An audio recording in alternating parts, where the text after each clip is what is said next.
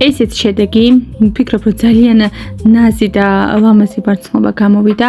რა თქმა უნდა, პატარძალს აქ ვასწავლი თუ როგორ უნდა ჩავიმაგროთ ფატა და როდესაც არ დაგვჭირდება, როგორ უნდა მოვიხსნათ ისე მარტივად, რომ ვარცხნილობა არ დავაზიანოთ.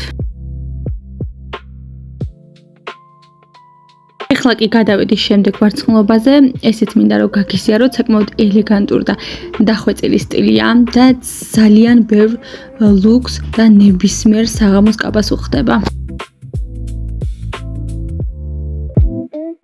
რატომღაც მინდოდა რომ თქვენთვის მუშაობის პროცესი გამეზიარებინა. რა თქმა უნდა, სრული ვიდეო ეს არ არის, მაგრამ ეს არის მონახაზი იმ დეტალების, თუ როგორ ვაკეთებ ვარცხნილობებს და როგორი სტილი გამოგვივიდა ჯამში. რა თქმა უნდა, კაბა გოგონას აქვს ზუსტად ესეთი მწვანე ფერის და ჩემი აქსესუარებიდან შევურჩი აი ესეთი მწვანე ოქროს ფერში და დავუმატე ვარცხნილობას და ვფიქრობ, ბევრად უფრო გამოაცოცხლა და ძალიან დახვეწილი ვიზუალი შეუქმნა. აქ უკვე წავედი მეორე ლოკაციაზე, დავემშვიდობე პატარცას და მის უსაყვარლეს ოჯახს. მინდა ვუსრულო ისეთივე ლამაზი მომავალი, როგორც თვითონ იყო დღეს. რა თქმა უნდა, ბევრი დრო არ მქონდა, მაგრამ ყავა მაინც მივირთვი, რადგან წინ კიდევ გრძელი ლოკაცია მქონდა და აუცილებლად გამომაფხიზლებდა.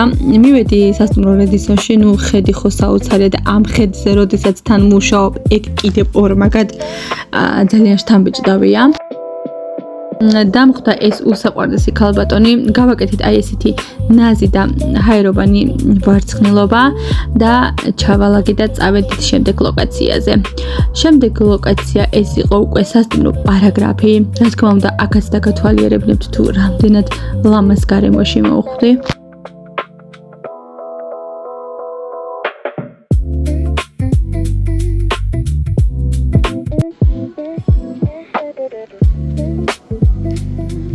სუსაყვარლეს გოგონა მელოდებოდა, მაგრამ სამწუხაროდ ბოლომდე გადაღება ვერ მოვასწარი, კარგად თმა დავუსწორე და მივეცი სიბრიალის ეფექტი, რადგან მის ლუქს განსაკუთრებულად უხდებოდა.